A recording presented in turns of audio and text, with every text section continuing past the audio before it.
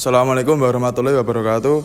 Kita di sini kelompok 14 dan 16 akan menerangkan tentang proyek UAS Matematika Diskrit dan Struktur Data. Nama saya Ilham Nurrohman dari Prodi Informatika. Dan saya Muhammad Rafli Faturazi. Saya Imratul Zakiyah. Saya Muhammad Hilman Al-Hakim.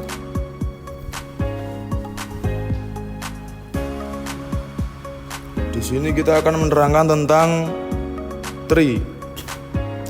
Pendahuluan. Matematika diskrit mempelajari objek-objek yang terpisah dan berbeda. Salah satunya adalah tree. Tree merupakan jenis graf terhubung tanpa siklus dan juga struktur data. Berbentuk hierarki yang digunakan luas dalam ilmu komputer seperti untuk penyimpanan data, pencarian, dan pengindeksan. Dengan struktur data yang tepat seperti tree, pengolahan data menjadi lebih efisien dan terstruktur. Rumusan masalah.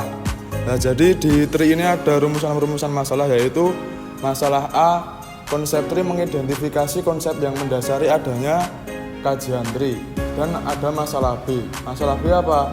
Masalah B jenis-jenis tree menerangkan tentang jenis tree serta operasinya.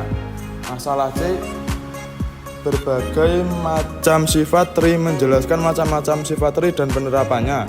Dan terakhir masalah D, penerapan tree pada berbagai bidang keilmuan, menjelaskan tentang penerapan tree pada bidang keilmuan lain. Baik, masuk ke konsep dasar tree. Konsep dasar tree yaitu tree merupakan graf tak berarah yang terhubung tanpa sirkuit dan digunakan sejak lama, masuk oleh Arthur Cayley pada tahun 1857. Dalam struktur data, tree bersifat non-linear dan berbentuk hierarki, menyerupai pohon keluarga di mana terdapat hubungan antara simpul induk dan simpul anak. Tree juga digunakan luas karena kemampuannya merepresentasikan struktur data secara kompleks dan efisien. Baik, terdapat 11 istilah pada tree. Istilah yang pertama, node, elemen dasar tree yang berisikan nilai dan referensi ke simpul lain. Yang kedua, child node atau anak, simpul turunan dari simpul lain di atasnya. Lanjut, leaf ataupun daun, simpul paling bawah yang tidak memiliki anak.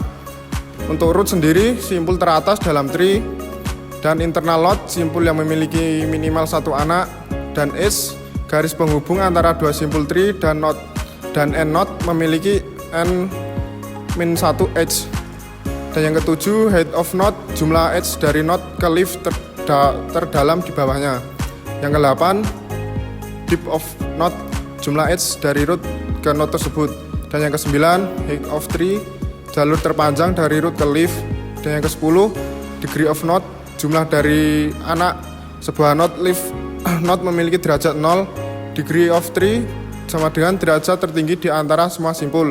Dan yang terakhir, subtree. Subtree adalah sebuah simpul beserta semua turunannya membentuk subtree. Baik, lanjut. Lalu macam-macam sifat tree dan penerapannya. Sifat tree terhubung dan bebas sirkuit. Kemudian memiliki n-1, n-1, n-1 sisi untuk n simpul. Setiap pasangan simpul terhubung oleh satu jalur. Semua sisi adalah jembatan. Penambahan satu sisi membentuk satu sirkuit. Memiliki satu root dalam rooted tree. Kemudian leaf node tidak memiliki anak. Yang terakhir, setiap simpul selain root punya satu parent atau orang tua. Kemudian penerapannya,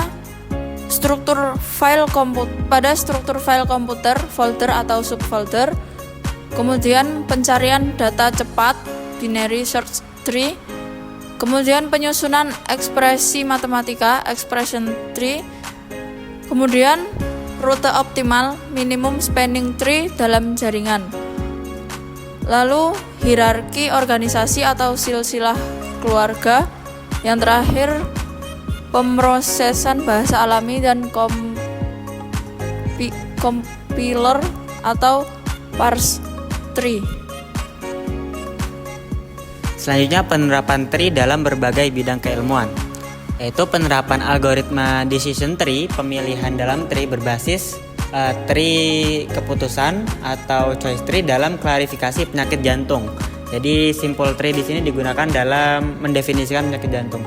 Berdasarkan hasil penelitian itu menunjukkan bahwa penerapan algoritma decision itu yang ada dalam tree itu performanya sangat baik untuk mengklasifikasikan penyakit jantung, yang dimana akurasinya itu adalah 93%.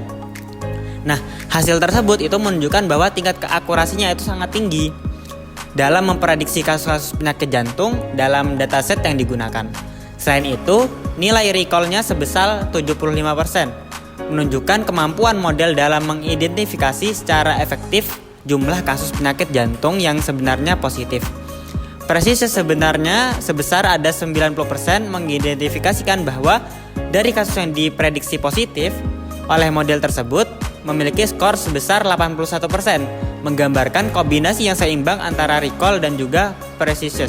Kesimpulannya, penerapan algoritma decision tree dalam klasifikasi penyakit jantung berhasil memberikan hasil yang menjanjikan dengan performa yang baik dalam memprediksi serta mengidentifikasi kasus penyakit jantung dalam dataset yang digunakan.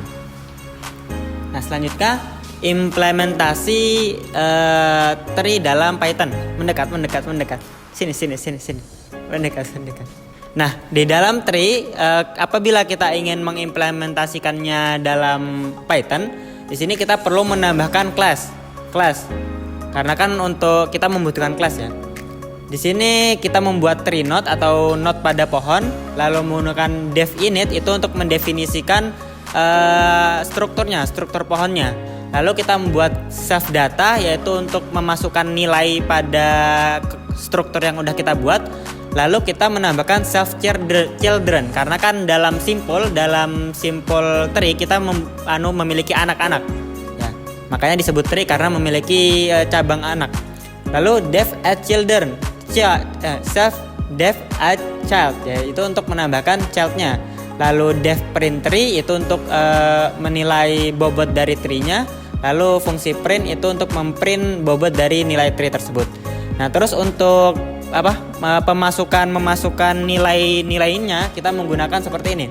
Def membuat dalam tree, lalu kita input datanya, masukkan datanya dalam node, yang dimana node-nya ini adalah isinya data yang kita input tadi. Lalu kita menghitung jumlah anaknya menggunakan init karena integer input, baru berapa jumlah anaknya, baru for in range, jadi range anaknya ada berapa, lalu memasukkan child-nya ke dalam node tersebut, lalu return-nya adalah hasil yang akan menjadi root-nya. Itu aja, sekian dari kami. Terima kasih. Wassalamualaikum warahmatullahi wabarakatuh.